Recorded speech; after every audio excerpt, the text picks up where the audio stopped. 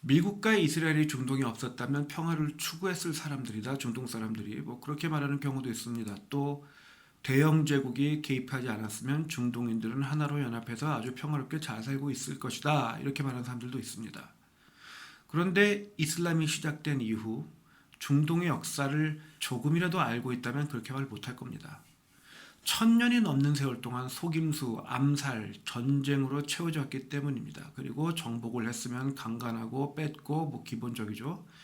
이스라엘이 없을 때에는 자기들끼리 죽고 죽였고 또 그런 과정을 통해서 독재자가 탄생하고 세력이 하나로 규합되면 유럽으로 밀고 올라갔습니다. 역사가 증명하는 거예요. 이슬람에는 취소교리라는 것이 있습니다. 영어로 Doctrine of Abrogation이라고 하는 게 있어요. 이 쿠란이 말하는 바가 두 개의 쿠란 구절이 서로 충돌할 경우에는 이전의 계시를 취소하고 이후의 계시를 따라야 한다 가르칩니다. 그러니까 쿠란에서는 선지자들이 나중에 나온 선지자일수록 그리고 그 나중에 나온 계시일수록 더 완전하다, 더 완벽하다 이렇게 보는 거예요. 그리고 모하메드가 말세지 말에 최후에 오는 선지자를 제외하면 마지막 선지자다 이런 식인 거죠. 그런데 쿠란은 평화와 공존을 초반부에 말을 하고 파괴와 살육을 후반부에 말합니다. 다른 종교에 대해서요. 또한 알라를 위해서라면 또 살아남기 위해서라면 어떠한 거짓말을 해도 괜찮다는 교리가 있습니다. 이 두 교리를 합치면 어떻게 될까요?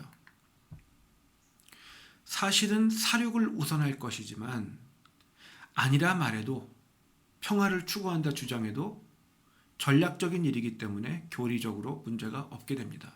되려 이러한 교리가 거짓말을 하는 것에 대한 양심의 가책을 덜어주죠. 그러니까 더하게 만드는 거죠.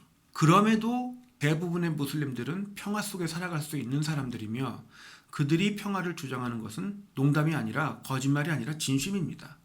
어떻게 이럴 수 있냐고요? 왜냐하면 대부분의 무슬림들이 쿠란에 심취한 것이 아니라 이슬람을 그냥 문화적으로 받아들이고 자신의 할 일과 자신의 가정에 충실한 사람들이 많기 때문입니다. 절대 다수가 이처럼 그냥 하던 습관대로만 이슬람을 따르고 개인적으로는 평화와 번영을 추구합니다. 문제는 이전 영상에서도 말씀드린 것처럼 자신의 일에 집중하고 가정과 번영에 집중하는 절대 다수는 한 사회의 정책을 좌우하지 못한다는 겁니다. 개인의 앞가림에 바빠 목소리를 내지 못하는 절대 다수는 아무리 많더라도 그냥 통계의 빈 자리를 채울 뿐입니다. 선거를 해봐도 민주사회에서 투표를 해도 양극단 사이 1~2% 차이가 그 사회가 나아갈 방향을 좌우하는 경우가 많습니다. 절대 다수는 상황에 따라 그리고 양극단의 선동에 따라 이리저리 좌우될 뿐입니다. 결국 이슬람권은 속임수와 잔혹함을 개의치 않는 자들이 사회적 흐름에 영향력을 행사할 수밖에 없는 종교사회적 구조를 취하고 있으며 쿠란에 심취하면 할수록 이렇게 될 확률은 비약적으로 상승합니다. 그러니까 쿠란에 심취하면 할수록 테러 조직에 몸담게 될 확률이 높아지고 온건한 절대 다수는 그것이 틀린 것인지 모르면서도 결국엔 폭력을 지원하게 된다는 거죠. 다음 영상에서는 이 사태에 대한 우리의 입장에 대해서 살펴보겠습니다.